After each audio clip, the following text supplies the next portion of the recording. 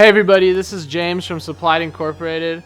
Today, I have a cool shoe that I was waiting on getting in the mail. This is actually not a shoe that I had access to over here on the West Coast. Kind of weird. It had a lot more of East Coast release. But this is actually the Bred 1 Air Max. Air Max 1 Bred, sorry. The thing about Air Maxes is that for myself personally, I either love them or I don't love them, and it's really based on the colorway. This is my favorite model. As far as I don't really deviate to some of the other like 360s and stuff like that. It's just not a big fan. I'm not a big fan of them. This is the only model that I really like for the Air Max line. One of the things that I do like about this colorway, I know a bunch of you guys are saying it's a little bit of a cop-out to go with a Bred colorway on this shoe. I mean, it's a given, right, that's eventually going to happen. But I do think that on this particular shoe, it worked well. One of the big things that I have to take into consideration is how good the quality of the materials is on a shoe like this. And a lot of the times with an Air Max, you'll have the really great shoes, Patas, Atmoses, things like that really stand out, and they have great quality and the craftsmanship is really there. And then you'll have some that are GR shoes or they just don't live up to the hype, and they're just not the best quality.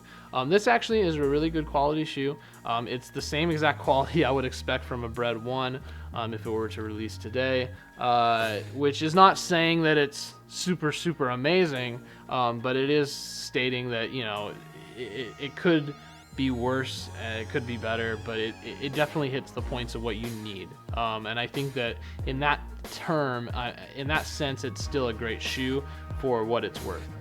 This shoe retail, it doesn't cost a lot. The retail on this isn't very high, but the resale on this is ridiculous because of how limited it was. So resale, let me state that resale in comparison to retail for this shoe, for an Air Max, it's definitely in the rare column for Air Maxes now. Besides, one of my favorite releases I think was the NASA Moonwalker ones. Again, those are what are those, $700, $800 now. So quality on this. Getting right into it, again, like I stated, the quality on this is great. The leather is nice. The coolest thing I think I like about this shoe, and this sounds really corny, is the fact that it has Nike Air on the side. Originally, I did not think that the shoe was going to have that. I thought that it was just going to be plain all the way around. Again, you can see that it's plain here. There's no Nike Air on the other side.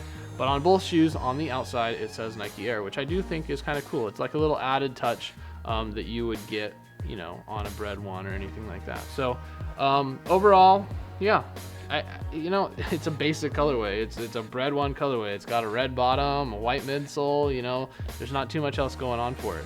But if you're a fan of this colorway and this model, this is a shoe that you just have to get. I do have an on foot, so stay tuned, keep watching the video. Multiple angles, I'm gonna start trying to do those for you guys.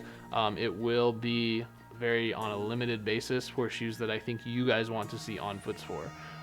It won't be for just the generic average shoe that we go over. So let us know what you guys think. We have a giveaway down below. Click the giveaway link. It's in your best interest. We'll have a lot more giveaways coming soon. And let us know your guys' questions, comments, and concerns. Thanks.